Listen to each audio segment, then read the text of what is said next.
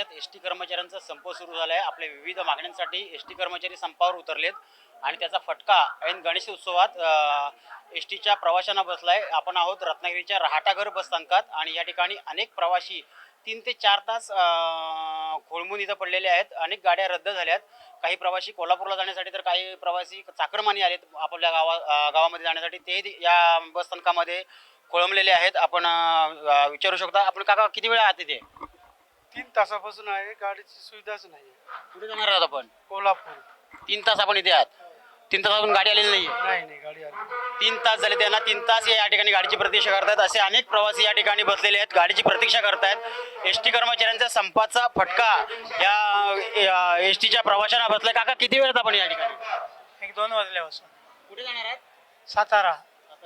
2 वाजल्यापासून काका इथे या ठिकाणी बसलेत। असे अनेक प्रवासी आपण पाहतोय की या ठिकाणी खोळंबलेले आहेत। एसटीच्या गाड्या अनेक रद्द झाल्यात। या गाड्या रद्द झाल्यामुळे याचा मोठा फटका या प्रवाशांना बसलाय। रत्नागिरी असेल, देवरुख असेल, गुहागर असेल, चिपळूण असेल, रत्नागिरी वगळता लांजा, राजापूर, चिपळूण, दापोली, गुहागर या डेपोच्या गाड्या रद्द झालेल्या आहेत। तसेच कोल्हापूरवरून ज्या गाड्या येतात पश्चिम महाराष्ट्रातून, त्या गाड्या देखील रद्द झालेल्या आहेत। गाड्या रद्द झाल्यामुळे त्याचा मोठा फटका या प्रवाशांना बसला आहे।